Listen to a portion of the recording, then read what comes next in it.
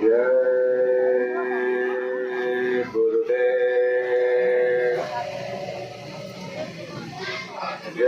गुरुदेव नाम किसका, जय गुरुदेव नाम किसका, प्रभु का पावन और प्यारा नाम, यह नाम नहीं इंसान का, ले भगवान का इस कलयुग में मददगार नाम।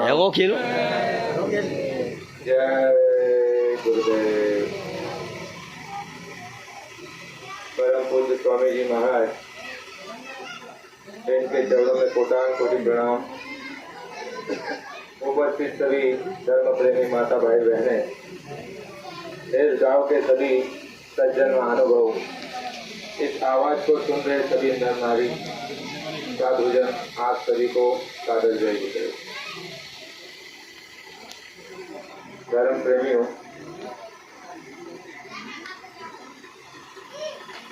बाबा जय गुरुदेव जी महाराज, जिनका आपने कईयों ने दर्शन किया है, नाम भी सुना है, और जो नहीं जानते, जिन्होंने नहीं सुना, पहले तो उनका परिचय दे देते हैं। जिनकी तस्वीर आप देख रहे हो, बाबा जय गुरुदेव जी महाराज ने कहा कि मेरा नाम, यानी जो आपने रखा, यानी माँ बाप ने जो नाम रखा, जो गोस्वामी जी महाराज का जो नाम रहा, जिन्होंने रामचरितमानस लिखा, बाबा जी ने कहा कि वो नाम मेरा। और बाबा जी ने दूसरी पहचान बताई कि मैं जय गुरुदेव नाम का पूरे भारत में प्रचार और प्रसार करता हूँ। बाबा जी ने दूसरा परिचय दिया। तीसरा परिचय में बताया कि अगर कोई पूछे कि बाबा जी का आश्रम कहाँ पर, तो कहना कि मथुरा में। बाबा जी ने अपना ये 3 परिचय दिया। तो स्वामी जी महाराज ने कहा, हमको आपको जो शिक्षा दी, सत्संग और मार्ग और समझ और बोध, वह प्रेमियों इतना विलक्षण है, इतना अद्भुत है। तो स्वामी जी महाराज ने जो जो सत्संग में सुनाया, वह सारी चीजें आपके सामने रखने से पहले मालिक से प्रार्थना करेंगे कि ऐसी धारा देख की सारी बातें आपकी समझ में आ जाए। और उससे पहले आपसे निवेदन करूंगा, आपके पास अगर छोटे बच्चे होंगे तो उनको आप अच्छे से संभाल लीजिए, यानी कि वो आवाज न करे, या जिम्मेदार जो भाई है वो उन पर ध्यान रखे। जिम्मेदार प्रेमी जो है वो बैठे नहीं, वो थोड़ा इधर उधर ध्यान रखे, जिससे कि किसी प्रकार की कोई बाधा निर्माण ना हो। ये इसलिए आपसे निवेदन किया जा रहा है प्रेमियों, क्योंकि जो मालिक स्वामी जी महाराज की दया से आपको सुनाया जाएगा, वह सारे के सारे वचन वाणी वो आपके हित, लाभ और कल्याण के हैं। और आने वाले समय में और इसी वर्तमान समय में भी वो सारे आपके काम की बातें होगी। इसलिए पहले से आप ये तैयारी करें कि किसी की प्रकार की कोई बाधा निर्माण ना हो, या बाधा निर्माण हो जाए तो फिर आपका फिर भी ध्यान जो है उस बाधा पर न जाए, शब्दों पर रहे। ये आप पहले अपना नियोजन कर लीजिए। जय गुरुदेव,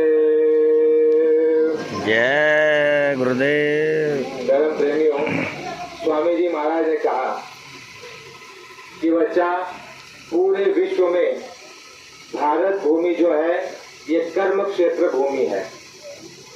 ध्यान से आप सुनिएगा, आपने पहले ऐसे कोई बात सुनी नहीं होगी जो आपको स्वामी जी महाराज के वचन सुनाया जा रहे हैं। स्वामी जी महाराज ने कहा कि पूरे विश्व में, पूरी पृथ्वी पर भारत एक कर्म क्षेत्र भूमि है। पहली बात आप समझे, कर्म क्षेत्र भूमि किसे कहते हैं? गुरु महाराज ने कहा कर्म क्षेत्र भूमि उसे कहते हैं जहाँ पर आत्माएं जन्म लेती है और पुण्य करके, परमार्थ कमा करके वो अपने जो है दीन कहते हैं संसार, दुनिया कहते हैं परमार्थ यानी आत्म कल्याण, यानी संसार को भी साध लेते हैं और परमार्थ यानी आत्म कल्याण भी कर लेते हैं। उसको कहते हैं कर्म भूमि। आपने महाभारत में सुना होगा, धृतराष्ट्र संजय से पूछ रहे हैं, वो पूछ रहे हैं कि संजय, कर्म क्षेत्र माम का चैव पांडवा किम अकरोत संजय, कर्म क्षेत्र धर्म क्षेत्र है। स्वामी जी महाराज ने कहा भारत भूमि ये धर्म क्षेत्र है, कर्म क्षेत्र है। या शुद्ध पवित्र और अच्छे कर्म करके अपना तो कल्याण करते ही है, परिवार का, अपनी पीढ़ियों का और समाज का और विश्व का और अपनी आत्मा का, ये सारे कल्याणों का जो मार्ग खुला है वो भारत से ही खुला है। इतिहास आप उठा करके देख लीजिए, बीच में बड़ी बड़ी भ्रांतियां फैला दी गई, लेकिन बाबा जी ने जो है 1952 10 जुलाई 1952 से ये सारी बातों को खोल करके बताया जो आज तक छुपी हुई थी, दबी पड़ी थी और जिसको षड्यंत्र के तहत हम तक लोगों ने पहुंचने नहीं दी। तो स्वामी जी महाराज ने कहा कि भारत भूमि कर्म क्षेत्र भूमि है, ये कर्म प्रधान देश है, कर्म प्रधान। फिर कहा कि विदेश क्या है? स्वामी जी महाराज ने कहा कि भारत भूमि को छोड़ करके जितने भी देश है विश्व के अंदर में, सारे के सारे भोग भूमि है।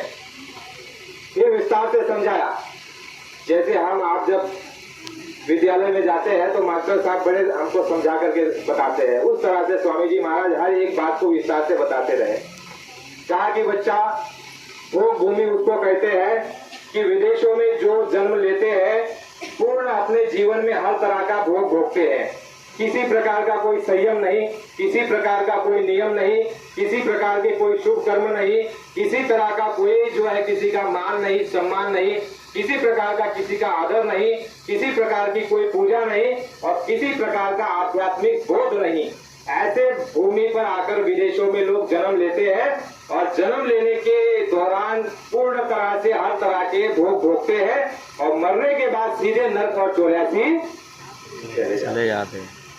बाबा जी ने कहा कि आप जितने भी भारत देश में जिन्होंने भी जन्म लिया है वो सारे की सारी पुण्यात्मा है और आपके पुण्यों का जब उदय हुआ तो आपको मनुष्य शरीर मिला और मनुष्य शरीर के साथ साथ आपको भारत भूमि में जन्म मिल गया और भारत भूमि में जन्म मिलने के साथ साथ बाबा जी ने कहा कि आपको उस समय पर जन्म मिला जब पूर्ण गति के अवतार जिसे सतपुरुष कहते हैं उनका इस मृत्युलोक में आगमन आरंभ हुआ।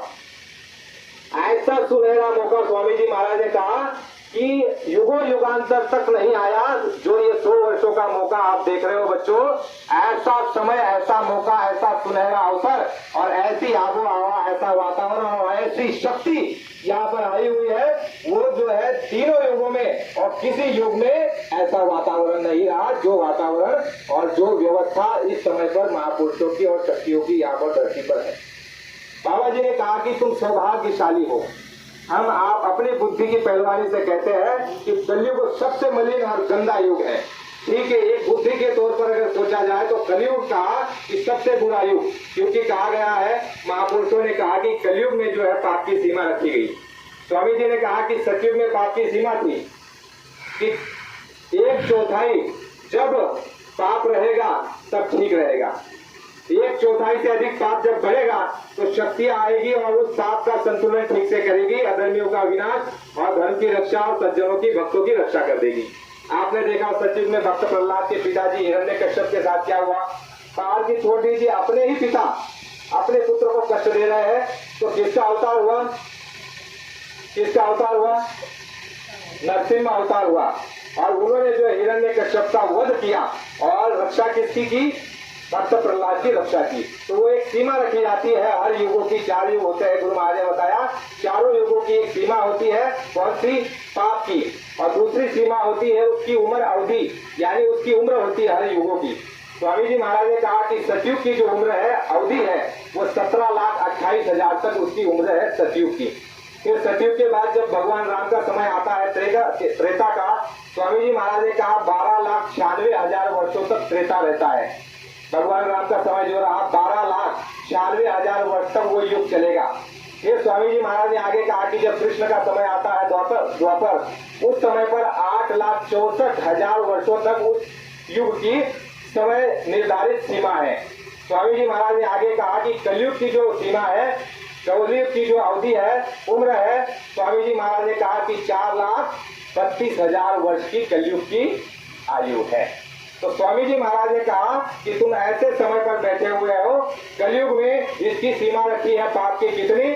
इसकी सीमा ये रखी है कि 3/4 जब तक पाप रहेगा तब तक ठीक रहेगा। 3/4 सतयुग में 1/4 पाप जब तक रहेगा, लक्ष्मण रेखा के भीतर जब तक पाप रहेगा तब तक तो कुछ नहीं होगा, ऊपर में पार्लियामेंट से हलचल नहीं होगी, शक्तियां नहीं आएगी, विनाश नहीं करेगी, प्रकृति की मार नहीं पड़ेगी, कुछ छोटी मोटी तकलीफें आएगी, प्रकृति की कोई बीमारी आ जाएगी छोटी मोटी, लेकिन विनाश की जो लीला उस समय नहीं होगी। स्वामी जी महाराज ने कहा जो लक्ष्मण रेखा बना करके रखी है ऊपर के पार्लियामेंट से, और वो लक्ष्मण रेखा जब पार हो जाएगी उस समय शक्तियां आकर के वो विनाश करती है। तो कलयुग की एक सीमा अवधि रखी है पाप की। स्वामी जी महाराज ने कहा कि 3/4 पाप जब तक इस तरफ रहेगा तब तक वो कुछ नहीं होगा, लेकिन 3/4 से 1 इंच भी पाप उस तरफ चला जाएगा तो स्वामी जी महाराज ने कहा कि यहाँ पर भारी विनाश हो जाएगा। ये विनाश की बात उसको हम आगे लेंगे। पहली बात जो हमारी चल रही, स्वामी जी महाराज ने कहा कलयुग में तुम ऐसे समय पर बैठे हो, ऐसी भूमि पर बैठे हो, भारत भूमि, गुरु महाराज ने कहा। तीसरी बात, पहली बात आपने समझी कर्म क्षेत्र भूमि भारत, दूसरी बात आपने समझी धर्म क्षेत्र भूमि भारत, तीसरी बात तो आप समझो अवतारी शक्तियों का जो केंद्र है वो है आपका भारत। स्वामी जी महाराज ने कहा अवतारी शक्तियां जब नीचे पृथ्वीलोक में भूमंडल पर पृथ्वीलोक में जीवों को सजा देने के लिए और यहाँ के संतुलन को ठीक करने के लिए जब उनका बोध ऊपर से भेजा जाता है, ईश्वरीय बोध, उस समय पर वो किस लोग किस देश में आते हैं। स्वामी जी महाराज ने कहा कि ये भारत देश में वो सारी आत्माएं और सारे बोध और सारे अवतार भारत देश में उतरते हैं। आप विचार करो कितने आप भाग्यशाली हो। स्वामी जी महाराज ने कहा ये अवतारी शक्तियों का ये केंद्र है, ये भारत। चौथी बात आप समझिए, गुरु महाराज ने कहा कि चौथी बात ये है कि कलयुग सम कोई युग आन नहीं, जो नर करही विश्वास था। ये गोस्वामी जी महाराज ने लिखा हुआ है जो 500-600 साल पहले हो चुके। उन्होंने ये लिखा कि है प्रेमियों, ए भारतवंशियों, कलयुग सम कोई युग आन नहीं, जो नर करही विश्वास था। कहा कि ऐसा सुंदर सुगम वक्त है ये कलयुग, ऐसा वक्त जो है पहले कभी नहीं आया। तो स्वामी जी महाराज ने उस बात को खोल करके बताया, ये कहा कि बच्चा कलयुग के पूर्व में जितने भी युग हुए, सतयुग, त्रेता और द्वापर, इन युगों में दयाल शक्ति यानी आत्माओं के जो सच्चे पिता और स्वामी और मालिक और कर्ता और सच्चे वाहिगुरु और सृजनहार जो हमारे इस जीवात्मा के सच्चे पिता है, गुरु महाराज ने कहा उनका बोध केवल कलयुग में आना शुरू हुआ और वो केवल 700 वर्षों से, केवल 700 वर्षों से गुरु महाराज ने कहा कि उनका आना हुआ। और सबसे पहले उस सत्पुरुष के, करतार के, स्वामी के बोध अगर कोई धरती पर आए तो गुरु महाराज ने कहा कि वो कबीर साहब हुए। पहला बोध, पहली दयाल शक्ति, पहले नित्य अवतार। गुरु महाराज ने कहा कि जो काल शक्तियां आती है वो 2 काम करती है, धर्म की रक्षा और अधर्म का नाश। बाबा जी ने बहुत स्पष्ट रूप से कहा, कोई बात जो है लाग लपेट नहीं कही, किसी प्रकार की कोई बात छुपाई नहीं। बाबा जी ने कहा बच्चा मैंने तुमको 4 घंटा सत्संग सुनाया, मैंने तुमको परिवारवाद, ईश्वरवाद, आतंकवाद, समाजवाद, राजनीति में किस तरह से तुमको सहयोग और किस तरह से उससे किनारा, हर प्रकार का गुरु महाराज ने कहा कि वो सारी बातें बताई गई जो पिछले समय महात्मा जिससे परहेज करते थे।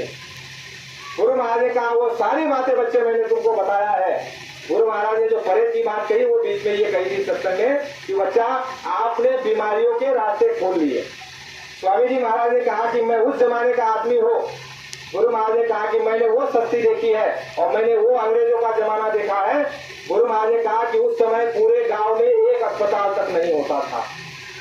तहसील में कहीं एक अस्पताल मिल जाए तो बात अलग है, पूरे गांव में अस्पताल नहीं मिलता था। क्या उस समय लोग नहीं रहते थे? गुरु महाराज ने कहा उस समय में भी लोग रहते थे, लेकिन उनके नियम, संयम और कायदे और कानून और उनकी व्यवस्था, उनकी उठना बैठना, उनका आचरण, उनका खान पान, गुरु महाराज ने कहा इतना शुद्ध था। अगर कोई पता चल जाए, बाबा जी ने कहा कि हमारे गांव में एक समय पर किसी ने मुर्गी काट दी, तो बाबा जी ने कहा कि मेरे पिताजी ने जो है मुझे गांव से उठा करके जल्दी से उठा करके घर ले गए।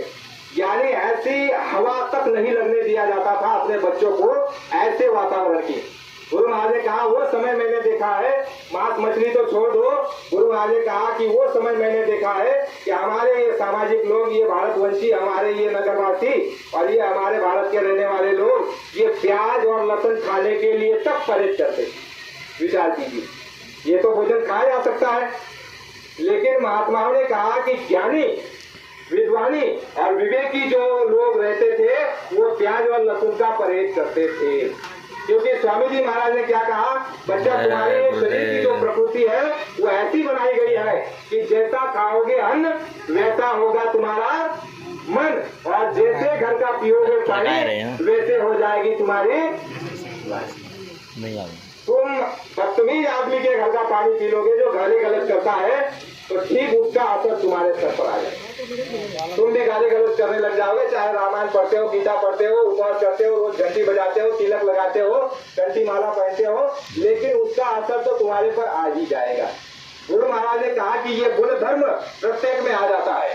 स्वामी जी महाराज ने कहा कि मैं उस जमाने का आदमी हूँ जब मैंने देखा कि समाज में, गांव में अगर कोई किसी आदमी के घर पर अगर खाने के लिए तकलीफ है तो गांव के सारे लोग और जरा जरा सा अन्न जो है इकट्ठा करके उसको जो दे दिया करते थे और उसको कभी भूखा नहीं सोने देते थे।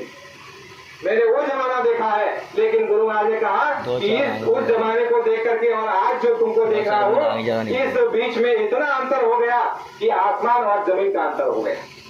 स्वामी जी महाराज ने कहा कि जमीन और आसमान का अंतर हो गया। तो सारी व्यवस्था बाबा जी चला रहे हैं, लेकिन समझने का प्रयास आप बारी बारी से करना। जय गुरुदेव, जय गुरुदेव। गुरु महाराज ने वो सारी बातें बताई जिसको वेद ने ये कहा। वेद जो बने हैं 4 शास्त्र, 3 खंड, 1 लाख श्लोक, 80,000 कर्मकांड, 16,000 उपासना कांड और 4,000 ज्ञान कांड। वह वेद के रचयिता लिखने वाले ब्रह्मा जी भी आखिर में ये वहां पर कह देते हैं कि नेति नेति, यानी इसके ऊपर भी बहुत कुछ है, लेकिन उसको मैं जानता नहीं हूँ। मैंने केवल एक वाणी सुनी है जिसको ब्रह्म वाणी कहते हैं। उस वाणी के माध्यम से मैंने भोज पत्र पर जो है सारे नियम कानून और जो है यहाँ पर मैंने जो है विधान बना दिया। जय गुरुदेव, जय बहुत गुरुदेव। इशारे में समझने का प्रयास कीजिए, ज्यादा गहराई में नहीं जाएंगे, समय कम है, बातें बहुत सारी। गुरु महाराज ने कहा जो नेति नेति वेदों में लिखा है उसी नेति नेति को संत सदगुरु इस धरा पर उतार करके लाते हैं और वो सारी बातें बताते हैं जो तुम्हारे 18 शास्त्रों में नहीं लिखी है, जो तुम्हारे 4 वेदों में नहीं लिखी है, जो तुम्हारे पहले का जो रामायण बना उसमें नहीं लिखी है। वो सारा वेद महात्मा खोलते हैं और इनको कहते हैं नित्य अवतार।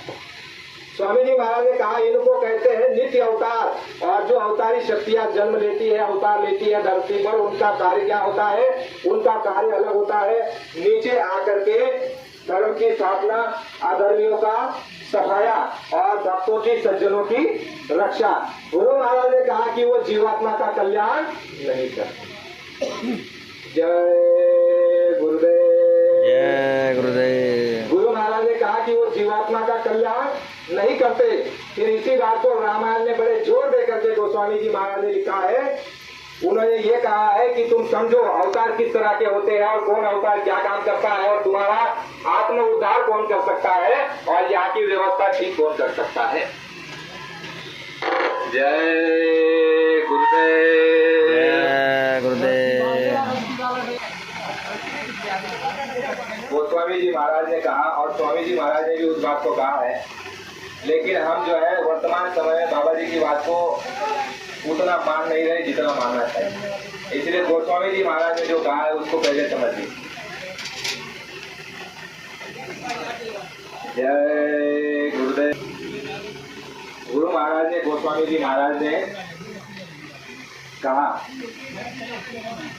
कि रामचरितमानस में ये लिखा गया है, भेद लिखा गया है, लेकिन उस भेद को बुद्धि से नहीं समझा जा सकता। उसको कौन समझा सकता है? उसी क्षेत्र का महापुरुष जिसने उस परमात्मा को प्राप्त किया है। जैसे गोस्वामी जी महाराज ने परमात्मा को प्राप्त किया और अंतर में जाकर के उन्होंने रामायण को लिखा, तो उसी मार्ग का जो महापुरुष होगा वही उसका भेद बता सकता है ठीक से। बुद्धि के पहलवानी करने वाले उसको नहीं बता सकते। स्वामी जी महाराज ने उसका भेद खोला। रामचरितमानस में ये लिखा गया है कि काल रूप में चिंकृत आता, शुभ अशुभ कर्म फल दाता।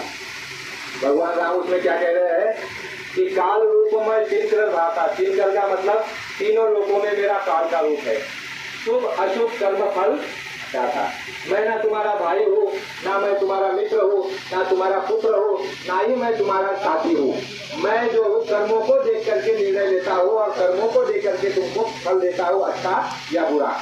उन्होंने कहा कि काल रूप में चिंतन दाता, शुभ और अशुभ कर्म फल दाता। तो बाबा जी ने कहा कि जब उनके पिताजी का जो है पुत्र वियोग में मृत्यु होने वाली थी, तो भगवान राम ने पीछे मुड़ करके नहीं देखा, क्योंकि उनका वो भोग था, उनको देना था। यानी उन्होंने किसी की रक्षा की रक्षा का मतलब जिसको दंड देना था, जिसके सर पर पाप था या जिसने गुनाह या अपराध किया था, उसे किसी को माफ नहीं किया। तो स्वामी जी महाराज ने कहा ये जितने भी अवतार हुए हैं 10 अवतारों की बात आप सुनते हैं, जिसमें से कल की अवतार कलयुग में बाकी है, जिसके लिए बाबा जी ने कहा कि वो अवतार भी हो चुका है। तो 9 अवतार पहले हुए। गुरु महाराज ने कहा कच्छ, मत्स्य, वराह और राम, बौद्ध और ये तमाम प्रकार के 9 प्रकार के अवतार बताते हैं, जिसमें नरसिम्हा भी आ गए। तो स्वामी जी महाराज ने कहा ये होते हैं निमित्त अवतार। इनका एक निमित्त एक उद्देश्य होता है, ये हमेशा नहीं आएंगे, ये उस समय पर आते हैं जब यहाँ पर परिस्थिति डावाडोल हो जाती है। तो इनका काम क्या है? धर्म की स्थापना करना, अधर्मियों की रक्षा करना और भक्त और सज्जनों की रक्षा करना। आप कलयुग में जो संतों का आगमन शुरू हुआ है उसको आप बड़े ध्यान से और बारीकी से समझिए। स्वामी जी महाराज ने कहा कि बच्चा, सतयुग त्रेता द्वापर बीता, नहीं जाने कोई शब्द नहीं रीता। कलयुग में स्वामी दया विचारी, प्रकट करके शब्द पुकारे, शब्द शब्द सीढ़ी हम रच डाले, चढ़ चढ़ पहुंचो अगम अटारी। संत मती का सच्चा मार्ग। और स्वामी जी महाराज ने इसका भेद खोला और ये कहा कि बच्चा, यह संत मत जो जारी हुआ है ये दयाल मत है, यानी ये जीवात्मा को यहाँ से जन्म मरण के चक्कर से, इस डर के, इस भय के और इस अंधकार के, इस नर्क और 84 के देश से निकाल करके सदा के लिए अपने लोक अमर लोक ले जाना, वो कार्य होता है संतों और महात्माओं का। और वो होती है दयाल शक्ति, जिसको कहते हैं नित्य अवतार, यानी वो नित्य रहेंगे। गुरु महाराज ने कहा कि जो आपको मांग करके लेकर के आया है त्रिलोकीनाथ, उसने जो है प्रभु से, परमात्मा से, हमारे सत्य स्वामी से वरदान मांग लिया। उन्होंने ये वरदान मांगा कि मैं जीवात्मा को तो ले जा रहा हूँ, लेकिन आप जो है इनको पूर्व जन्म का बोध मत होने देना। दूसरा वचन उन्होंने मांग लिया कि आप जो है सतयुग त्रेता और द्वापर में इनको लेने के लिए मत आना, कलयुग में आना और चाहे जितने लेकर के जाना, मैं रोकने वाला नहीं हो। दूसरा वचन मांग लिया। तीसरा वचन मांगा उन्होंने बाबा जी से, यानी संतों से। तीसरा वचन ये था कि जबरदस्ती किसी को मत करना, प्रेम से समझा देना, कोई मान लेगा तो उसको अपनी शरण में ले लेना, लेकिन जबरदस्ती और चमत्कार दिखा करके किसी को अपने पास मत लेना। सदगुरु ने, प्रभु ने कह दिया कि ये भी मान्य हो गया। चौथा वचन और उन्होंने मांग लिया, जो आपको हमको लेकर के आया है, जिसकी सत्ता में हम आप रहते हैं, उसने चौथा वचन प्रेमियों मांग लिया प्रभु से, परमात्मा से, सदगुरु स्वामी और सतपुरुष से कि प्रभु चौथा वचन भी मुझको दे दीजिए। प्रभु ने कहा कि क्या चाहिए? कहा कि चौथा वचन मुझे ये दे दीजिए कि जब तुम धरती पर आओगे और काम करोगे, उस समय पर मेरे यानी काल के जीव तुम्हारे साथ लगे रहेंगे। उन्होंने ये वचन मांग लिया कि तुम्हारे साथ यानी मेरे जीव लगे रहेंगे, काल के जीव। उन्होंने कहा एवं मस्तु, ठीक है, इसको भी मान्य कर दिया। तो स्वामी जी महाराज ने कहा तीनों लोगों में, यानी तीनों जो युगों में संतों का अवतरण नहीं हुआ, लेकिन साथ साथ आप इस बात को समझे। गुरु महाराज ने कहा कि 2 प्रकार के संत होते हैं, एक होते हैं गुप्त संत और दूसरे होते हैं प्रकट संत। 2 प्रकार के संत होते हैं। गुरु महाराज ने कहा कि गुप्त संत इस धरती पर हमेशा रहते हैं और रहेंगे। गुप्त संतों से धरती कभी खाली नहीं रहेगी और वो यहाँ का हाल वहाँ बताएंगे। कहाँ पर? तुम्हारा हमारा सच्चा वतन जो है वहाँ पर वो जो मालिक हमारा बैठा हुआ है, जिसने काल प्रभु की तपस्या से खुश होकर के हमको आपको उनको दे दिया, उस मालिक के लोक में यहाँ का संदेश जो है गुप्त संत भेजते हैं नित्य प्रति। लेकिन स्वामी जी महाराज ने कहा जय गुरुदेव, जय गुरुदेव, जय गुरुदेव, जय गुरु महाराज ने आपको जो पहले परिचय बताया उसको आप समझने में थोड़ा सा संकोच कर गए।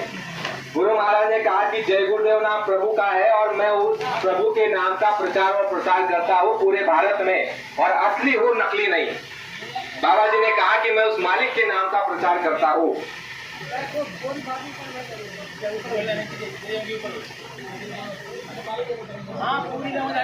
गुरुदेव, जितनी व्यवस्था हो गई अब तो ठीक है, कोई बड़ी आफत वाली बात नहीं है।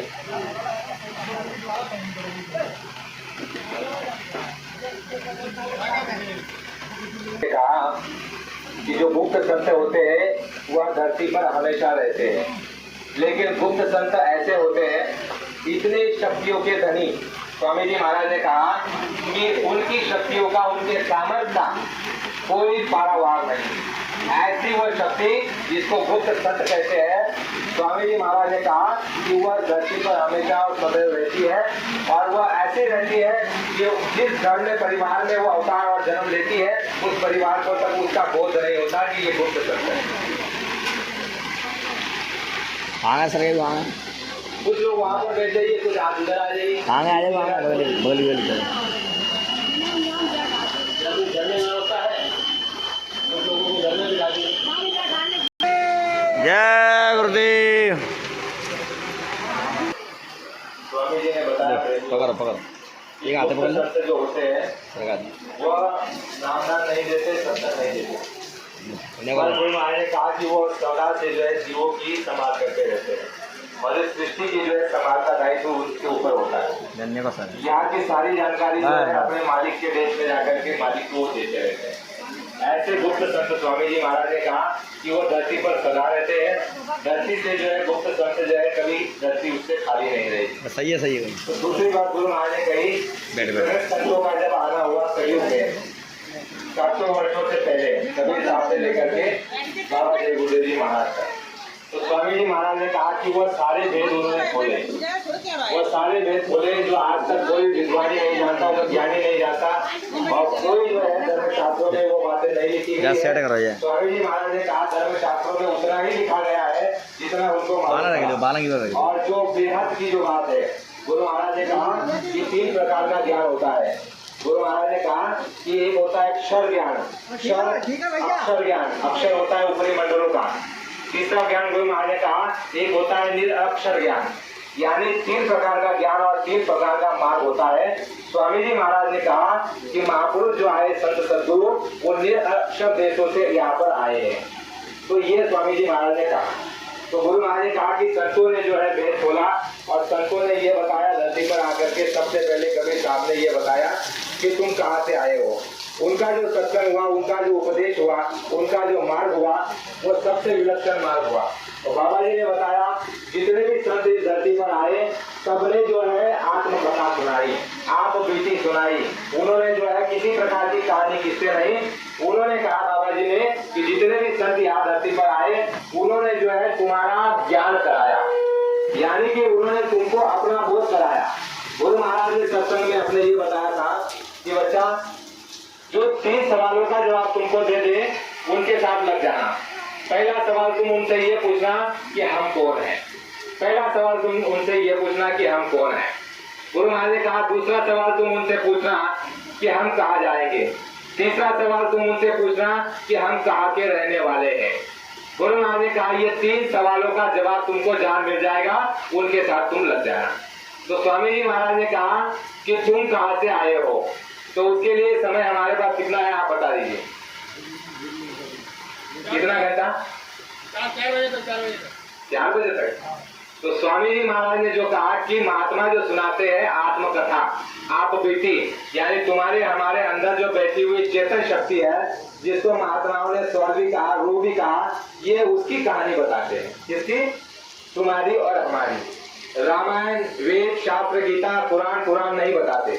महात्मा केवल उसका उदाहरण देकर के तुमको हमको समझाते हैं ताकि विश्वास हमको हो जाए कि ऐसा हुआ है और उस शास्त्र में ये लिखा है, तो जो बाबा जी बता रहे हैं ये भी सच है। इसलिए बाबा जी और सभी महात्माओं ने शास्त्रों का और सभी प्रकार के महात्माओं का और राम और कृष्ण का उदाहरण हमको आपको दिया। लेकिन बाबा जी ने ये कहा कि महापुरुष जो सुनाते हैं वो केवल आत्मकथा, और उनका जो उद्देश्य होता है एक सूत्री कार्यक्रम होता है, अनेक कार्यक्रम नहीं होता है। गुरु महाराज ने जब सत्संग सुनाया, कार्यक्रम करते रहे, हमने देखा, जाकर के हम देखते थे, सुनते थे। तो गुरु महाराज पहचान बताते थे कि हमारा क्या काम है महात्माओं का। गुरु महाराज कहते हम आए उस देश से जहाँ तुम्हारो धाम, हम आए उस देश से जहाँ तुम्हारो धाम, और तुम सबको घर पहुँचाना एक हमारो। बाबा जी ने कहा दूसरा काम बच्चा मेरा कोई नहीं है, एक ही काम है, तुमको जैसे तैसे समझा बुझा करके, बोध करा करके, अनुभव करा करके, साधना करा करके, प्रेम करा करके, और मैं जो है तुमको अपने देश अपने लोग और अपने वतन ले जाना चाहता हूँ, जहाँ से तुम अनादिकाल से यहाँ पर उतरे हुए हो और दर दर की ठोकरें खा रहे हो। जैसे एक राजकुमारी जो है एक चपरासी से प्रेम करके दर दर की ठोकरें खाती है, उस तरह से है बच्चों। तुम उस मालिक के राजकुमार हो और तुम वो देश के रहने वाले, उस अथाह सागर के रहने वाले, जहाँ पर गुरु महाराज ने कहा, सभी महापुरुषों ने कहा कि नहीं कोई रंग नहीं कोई राजा और सब में बोले एक अकेला। स्वामी जी महाराज ने कहा कि सब एक जैसे है, कोई राजा नहीं और कोई प्रजा नहीं। गुरु महाराज ने कहा कि सब जो है एक ही रूप में है, स्वामी जी महाराज ने कहा। और वह देश कैसा है, गुरु महाराज ने उसकी जानकारी बहुत अच्छे से कराई। गुरु महाराज ने कहा कि वह देश कैसा है, निर्भय। बहुत ध्यान से आप सुनिए इस बात को। गुरु महाराज ने वो कहा कि वो तुम्हारा देश कैसा है, जहाँ से तुम आ गए हो और यहाँ पर दर दर की ठोकरें खा रहे हो और इस काल और माया के मेले में झकोले खा रहे हो और यहाँ पर सुख को ढूंढ रहे हो, लेकिन यहाँ सुख तुमको कहीं मिला नहीं और ना इसके आगे मिलेगा। स्वामी जी महाराज ने कहा कि तुम ऐसे देश के रहने वाले हो जहाँ पर गुरु महाराज ने कहा कि निर्भय देश है। निर्भय का मतलब किसी प्रकार का जीवात्मा को कोई भय नहीं। यहाँ देखिए कितना भय है, भय है कि नहीं? चोरों का भय और चकारों का भय और किसी प्रकार का कोई हमला कर दे, मार कर दे, पिटाई कर दे, सरकार का भय, पुलिस प्रशासन, यानी तमाम प्रकार, हर आदमी को एक दूसरे का भय, आदमी को मनुष्यों को प्राणियों से भय, प्राणियों को मनुष्यों से भय, यानी हर किस्म के हर तरह के प्राणी हो, लक 84 के मनुष्य हो या देवी देवता हो। गुरु महाराज ने कहा यहाँ तक ईश्वर को भी डर है, भय है। कौन सा डर और भय है कि संत अगर नाराज हो गए तो मेरे राज को छीन लेंगे। तो स्वामी जी महाराज ने कहा जितनी भी रचना है उस रचना में नीचे के ऊपर के लोगों को, ऊपर की जो है शक्तियों को, ऊपर के स्थान पर बैठे हुए और बोधों को डरते रहते हैं, सदा डरते रहते हैं नीचे के ऊपर के लोगों को। जैसे कि आपको उदाहरण के लिए बताता हूँ कि एक साधारण एक पुलिस वाला होता है, वह जो है ऊपर हवलदार को डरता है। हवलदार सब इंस्पेक्टर से डरता है कि कब मेरी नौकरी छीन लेगा, कब मुझे डांट देगा, फटकार देगा, वो उसको डरता है। सब इंस्पेक्टर से डरता है, वो उससे ऊपर के अहदे वाले से डरता है। और इस तरह से गुरु महाराज ने कहा ये जो काल का देश है बच्चा, ये डर का देश है, ये भय का देश है और ये पराया देश है, ये तुम्हारा अपना देश नहीं है। यहाँ जब तक रहोगे तब तक तुमको डर रहेगा, डर सताएगा। और तुम किस देश के रहने वाले हो? निर्भय, जहाँ कोई भय नहीं, निर्भय, जहाँ कोई बैर नहीं, यानी कि किसी से कोई बैर नहीं। आज तो तुम्हारा हमारा एक दूसरे से बैर हो जाता, पशुओं से बैर हो जाता कि ये मुझे मार देगा तो पहले ही उसे मार देते हैं। जैसे सांप निकल आया तो आप कहते हो ये मार देगा तो उसको मार दिया जाता है। गुरु महाराज ने कहा सांप और बिच्छू को मारना नहीं चाहिए, उनको उठा करके बाहर छोड़ दो, क्योंकि उनको भी तकलीफ और उनको भी जो है दुख और दर्द होता है। तो महात्माओं ने क्या कहा कि तुम निर्भय और निर्भय देश के रहने वाले हो और जीवात्मा के अंदर जो गुण धर्म है वो यही है। निर्भय, निर्भय और जीवात्मा के अंदर जो गुण धर्म है गुरु महाराज ने बताया वो है प्रेम और दूसरा है दया। गुरु महाराज ने कहा वो प्रेम, दया, प्रकाश, शक्ति, ज्ञान से भरपूर है। वह जीवात्मा तुम्हारे अंदर बैठी हुई है और ये वो जीवात्मा है बच्चा। गुरु महाराज ने कहा जो जीवात्मा कभी अपने बोध में जब थी तो यह जीवात्मा कभी एक पल में, एक क्षण में अंड और खंड की रचना कर सकती थी। ये वही तुम हो, लेकिन काल और माया ने ऐसा जाल बनाया और उस जाल में तुमको काट लिया और तुम फंस गए। और आज तुम ऐसी अवस्था में गिर चुके हो कि तुमको न अपने आत्मा का बोध, न शरीर का बोध, न समाज का बोध, न हम कहाँ से आए वो मालूम, यहाँ पर क्या करना है न वो मालूम, यहाँ से जाएंगे तो कहाँ जाएंगे न वो मालूम।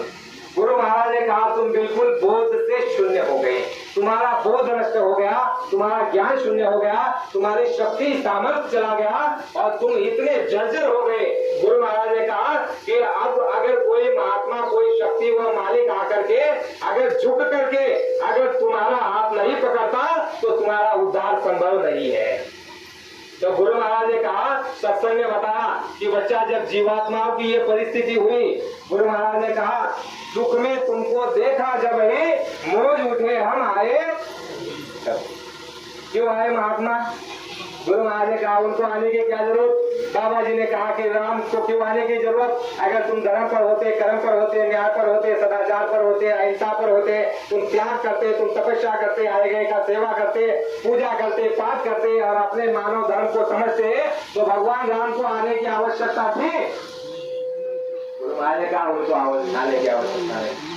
तुम धर्म पर होते, कर्म पर होते, न्याय पर होते तो मोहम्मद साहब को आने की आवश्यकता नहीं थी, ईसा मसीह को आने की आवश्यकता नहीं थी, भगवान कृष्ण को आने की आवश्यकता नहीं, लेकिन तुमने अपने धर्म को नष्ट कर दिया और तुम विनाश की दिशा में जाने लगे। इसीलिए जो है शक्तियों को आकर के तुमको तो पहले समझाया गया कि समझ जाओ और नहीं समझो तो तुमको सजा दे दी गई। गुरु महाराज ने कहा ये इसीलिए परिस्थिति निर्माण हुई क्योंकि तुमने अपने धर्म की तिलांजलि दे दी। जय गुरुदेव। जय गुरुदेव। तो स्वामी जी महाराज ने कहा कि महात्माओं का ये एक सूत्री कार्यक्रम, दूसरा कार्यक्रम नहीं। बाबा जी ने कहा कि जीवात्माओं को जैसे तैसे समझा बुझा करके यहाँ से ले जाना, यही एक सूत्र और एक कार्यक्रम उनका होता है। लेकिन इसमें भी आप समझने का प्रयास कीजिए। बहुत से लोग ये कहते हैं कि भाई बाबा जी चमत्कार नहीं दिखाते, यानी बाहरी रूप में चमत्कार महात्मा नहीं करते। गुरु महाराज ने कहा कि बच्चा, संत सदगुरु चमत्कार नहीं करते और संत सदगुरु चमत्कार नहीं करते और चमत्कार को जो है बच्चों का खेल समझते हैं। क्या समझते हैं? चमत्कार को बाबा जी ने कहा कि बच्चों का खेल समझते हैं और जो चमत्कार को देख करके उधर जाते हैं, बाबा जी ने कहा कि उनमें आत्म जागृति की कोई इच्छा नहीं रहती। चमत्कार को देख करके जो जाता है उसकी केवल एक इच्छा रहती है कि मेरा उल्लू जो सीधा हो जाए, यानी मेरे संसार की ये कमी पूरी हो जाए, मेरे ये जो अपूर्ण काम ये पूर्ण हो जाए, मुझे सांसारिक ये लाभ हो जाए, मुझे पुत्र प्राप्ति हो जाए, मेरी दुकानदारी चल जाए, मुझे ऐसा आशीर्वाद मिल जाए कि जहाँ हाथ डालू वहां पर पैसा ही पैसा हो। तो यानी चमत्कार को जो लोग देख करके नमस्कार करते हैं, गुरु महाराज ने कहा कि उन सभी को, किसी को आत्म जागृति की कोई इच्छा नहीं। तो महात्माओं ने रास्ता रखा कि महात्मा संत सदगुरु चमत्कार नहीं करते। फिर ये बात कही कि महात्मा चमत्कार नहीं करते, लेकिन जब आवश्यकता पड़ती है उस समय चमत्कार करते हैं, जब आवश्यकता पड़ती है। तीसरी बात ये कही बाबा जी ने कि बच्चा, आगे आने वाले समय में ऐसा चमत्कार होगा और उस चमत्कार को देख करके सारे विश्व के लोग नमस्कार करेंगे और अपने अपने झंडे को फेंक करके इस जय गुरुदेव के झंडे के नीचे आ जाएंगे। जय गुरुदेव। ऐसा चमत्कार होगा, उसको देख करके सारा विश्व जो है बहुत चक्का हो जाएगा और उस चमत्कार को देख करके सारा विश्व ये जानेगा कि आध्यात्मिक शक्ति किसको कहते हैं। गुरु महाराज ने कहा कि तुमने साधुओं को जंगल में भेज करके तुमने ये सोच लिया कि सारे साधु ऐसे हैं और आध्यात्मिक शक्ति का तुमको परिचय नहीं मिला, लेकिन मैं तुमको ये बता दूंगा कि आध्यात्मिक शक्ति किसको कहते हैं। बाबा जी ने कहा कि मैं तुमको बता दूंगा आध्यात्मिक शक्ति किसको कहते हैं। तो एक आध्यात्मिक शक्ति के ऊपर एक घटना आपको बताता हूँ। स्वामी जी महाराज शिष्य रूप में थे, यहाँ पर जो है करवी गांव करके है, कोई आपका काशी के आसपास, बनारस के आसपास करवी गांव है। वहां पर पुराने समय में महात्मा सरकार साहब रहा करते थे, आध्यात्मिक पुरुष। और बाबा जी का कुछ कारण वहां पर जाना हुआ, बाबा जी गए कुछ कारणवश और वही ऐसा प्रसंग उस दौरान पड़ा कि एक अंग्रेज विदेश से ये जानकारी लेकर के चला कि भारत भूमि आध्यात्मिक भूमि है और आध्यात्मिक क्या होता है हम नहीं जानते। तो जानने के लिए वो चला वहां से और आया, पूछ करके भाई आध्यात्मिक शक्ति और आध्यात्मिक महात्मा कहाँ मिलेंगे, मुझे इस प्रश्न का उत्तर कहाँ मिलेगा। तो लोगों ने उनको आगे रास्ता दिखा दिया और आए उसी करवी गांव में। जब करवी गांव में आए तो उनके साथ एक दुभाषी था। दुभाषी आप जानते हो, जय गुरुदेव, जो भाषांतर करता है, यानी वो अंग्रेजी में दुभाषी को बोलेगा और दुभाषी उस अंग्रेजी को हिंदी में भाषांतर करके महात्मा को पूछ रहा है। क्या पूछ रहा है? जय गुरुदेव। भाषी अंग्रेज जो आपको पहले भारत की बात बताई, भारत की महिमा क्यों है, भारत जो है आध्यात्मिक शक्तियों का केंद्र है। तो आध्यात्मिक शक्ति क्या होती है, उस विषय पर बात है, बड़े गौर से आप सुनिए। स्वामी जी महाराज ने बताया कि अंग्रेज आकर के दुबासी को कहता है कि इन महात्माओं को आप पूछिए कि आध्यात्मिक यानी स्पिरिचुअल अंग्रेजी में कहते हैं, हिंदी में आध्यात्मिक, और आपका जो उर्दू है उसमें रूहानी कहते हैं। रूहानी शक्ति, आध्यात्मिक शक्ति और स्पिरिचुअल साइंस। तो उन्होंने उसको ये कहा दुबासी को, महात्मा जी को पूछिए कि आध्यात्मिक शक्ति क्या होती है। तो दुबासी ने जो है सरकार साहब को पूछा कि महात्मा जी साहब जानना चाहते हैं कि आध्यात्मिक शक्ति क्या होती है। तो सरकार साहब ने उनसे पूछा कि इनको पूछो कि इनको देखना है कि सुनना है। तो सरकार साहब ने जब उनको पूछा तो दुबासी ने अपनी भाषा में अंग्रेजी में उनसे पूछा कि आपको देखना है आंखों से या कानों से सुनना है? सुनना होगा तो ये मुख से बता देंगे वचन, और देखना है तो फिर वो चीज दिखा देंगे। तो वो तो ज्ञानी था, वो कहा इतने दूर से अगर आया हूँ तो मैं देख कर ही जाऊंगा, क्यों सुनकर जाऊं। तो उसने कहा कि मुझे देखना है। सरकार साहब ने कहा ठीक है। एक बच्चे को कहा, ये सारी घटना को बाबा जी वहां खड़े रह करके देख रहे हैं। एक बच्चे अपने प्रेमियों को, शिष्य को कहा कि बच्चा दौड़ करके जाओ और वो जो सामने लकड़ी देख रही है, लकड़ी का टुकड़ा, इसको उठा करके लेके आओ। उनका शिष्य दौड़ करके गया और छोटा सा लकड़ी का टुकड़ा पड़ा था आश्रम के बाहर, उसको उठा करके ले आया और कहा कि हुजूर ये लीजिए। अब सरकार साहब क्या कह रहे हैं, आध्यात्मिक महापुरुष क्या कह रहे हैं, वो लकड़ी को हाथ में लिया और अंग्रेज को ये कह रहा है कि साहब आप एक काम करो, इस पर जो है अपनी बीवी से लंदन में जो है ब्रिटेन में उनसे बात कर लो, वो किसी मॉल में जो है शॉपिंग कर रही है। लकड़ी दे करके अंग्रेज को कह रहा है कि तुम्हारी बीवी से, धर्मपत्नी से, वाइफ से तुम जो है बात कर लो, वो जो है लंदन में वो शॉपिंग कर रही है इस मॉल में। अंग्रेज बहुत चक्का हो गए कि ये क्या चीज, यानी ये उस समय की बात है जब फोन का कोई नाम नहीं था। फोन थे वो एक कान पे लगाना और एक मुंह पे लगाना, बहुत गिने चुने मिलते थे, उस समय की बात है। सरकार साहब ने कहा बात कर लो। वो तो हैरान हो गया, ये कैसे हो सकता है। इन्होंने विश्वास दिलाया कि बात कर लो, और जब कान को लगाया तो सामने से आवाज आ रही है उसको कि भाई आप कहाँ पर हो। तो वो यहाँ से कह रहा है मैं तो यहाँ पर हूँ, तुम कहाँ पर हो। उसकी देवी कहती है कि मैं तो इस मॉल में शॉपिंग करने आई हूँ लंदन के अंदर में। तो ये तो जो है सीधा जो है महात्मा के चरणों में साष्टांग दंडवत करने लगे। ये होती है आध्यात्मिक शक्ति, और ये आध्यात्मिक शक्ति आपके और हमारे भारत भूमि में है, और आपके और हमारे बीच में लोग वो मौजूद है। बाबा जी ने कहा, लेकिन वो क्या होता है जब आप सच्चे महात्माओं को, आध्यात्मिक शक्तियों को जब झूठा, ढोंगी और लबाड़ और धोखेबाज और आप इनको जो है यह कह देते हो, तब वो महात्मा आध्यात्मिक शक्ति चुप हो जाती, वो चुप हो जाती, वो बोलती नहीं। तो यही हुआ, हमने आपने जो है उनके साथ यही व्यवहार किया। लेकिन बाबा जी ने कहा कि मैं तुमको यह बता दूंगा कि आध्यात्मिक शक्ति किसको कहते हैं। तो बाबा जी वो चीज को बताएंगे, आध्यात्मिक शक्ति किसको कहते हैं। बाबा जी ने कहा कि ऐसा चमत्कार परमात्मा का होगा, उस चमत्कार को देख करके सारा विश्व नमस्कार करेगा। विश्व के सारे लोग अपने उंगली में, अपने मुंह में जो है, दांतों में जो है उंगली दबाएंगे, और तब वो जानेंगे कि आध्यात्मिक शक्ति इसको कहते हैं, और भारत भूमि आध्यात्मिक शक्ति है। तब गुरु महाराज ने कहा कि विश्व जो है भारत को अपना अगुआ मानेगा और विश्व गुरु मानेगा, और सभी जो है भारत को न्याय लेने के लिए आएंगे। उस समय भारत विश्व गुरु होगा, और विश्व गुरु होने के समय गुरु महाराज ने कहा कि सारी जो व्यवस्था बनेगी वो महात्माओं के देख रेख में बनेगी, भौतिकवादियों के नहीं, पढ़े लिखे के अंदर नहीं। गुरु महाराज ने कहा महात्माओं के देख रेख में वो नियम और कायदे और वो संविधान बनेगा। गुरु महाराज ने कहा दिल्ली से राजधानी हटा दी जाएगी, किसी धार्मिक स्थल पर राजधानी ले जाया जाएगा, और उस भूमि का शोधन किया जाएगा, और उस भूमि को पहले जो है पवित्र किया जाएगा, और बच्चों द्वारा वहाँ पर नए संविधान का निर्माण किया जाएगा।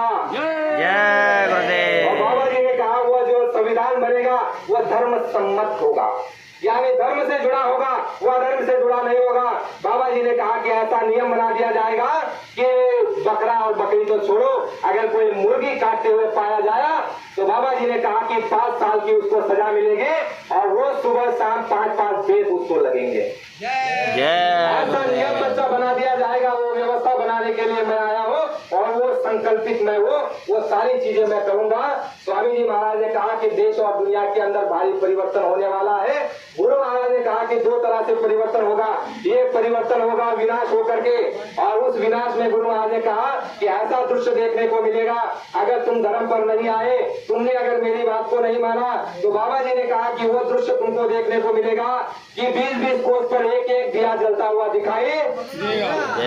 बाबा जी ने दूसरा इशारा बताया कि ऐसा समय बच्चा आएगा, तुमने अगर मेरी बात को नहीं माना और समय रहते धर्म पर नहीं आए और शाकाहारी नहीं हुए, बच्चा वो समय आएगा, लाशें पड़ी सड़ेगी जग में, उठाने वाले न यार मिलेंगे, कहे जय गुरुदेव जमाना बदलेगा।